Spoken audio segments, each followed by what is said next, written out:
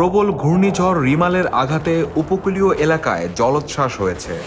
বেড়িবাঁধ ভেঙে প্লাবিত হয়েছে হাজার হাজার চিংড়ি ঘের। দুর্যোগ ব্যবস্থাপনা ও ত্রাণ প্রতিমন্ত্রী মোহাম্মদ মুহিবুর রহমান জানিয়েছেন, ঘূর্ণিঝড়ে ১৯ জেলায় ৩৭,৫৮,০০০ মানুষ ক্ষতিগ্রস্ত হয়েছে। শেষ খবর পাওয়া পর্যন্ত উপকূলে অন্তত ১০ জনের মৃত্যুর খবর পাওয়া গেছে। প্রবল ঘূর্ণিঝড় রিমাল দুর্বল হয়ে গভীর স্থল নিম্নচাপে রূপ নিয়েছে।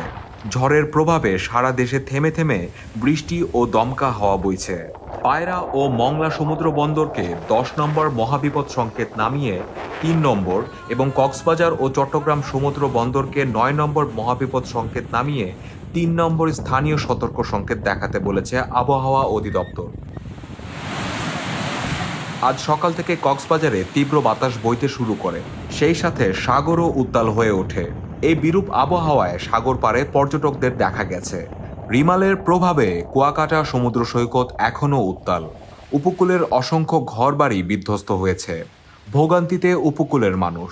ঘূর্ণিঝড় রিমালের তাণ্ডবে নিম্ন অঞ্চল প্লাবিত হয়েছে, পাশাপাশি পটুয়াখালী শহরের বিভিন্ন এলাকা পানিতে প্লাবিত হয়েছে এবং ঘর বাড়ি দোকানপাটে পানিতে প্লাবিত হয়েছে। স্কুল কলেজের শিক্ষা প্রতিষ্ঠানের মাঠ পানিতে প্লাবিত হয়েছে। অন্যদিকে খুলনায় ঘূর্ণিঝড় রিমালের আঘাতে ১৬৭,৫৬,৫০,০০০ টাকার মৎস্য সম্পদ এবং ৭৬,৯০৪টি ঘরবাড়ির ক্ষতি হয়েছে। খুলনার ৭০টি ইউনিয়ন ও ২টি পৌরসভার দুর্গত এলাকায় এই ক্ষয়ক্ষতি হয়েছে বলে জানিয়েছে জেলা ত্রাণ ও পুনর্বাসন কর্মকর্তার কার্যালয়।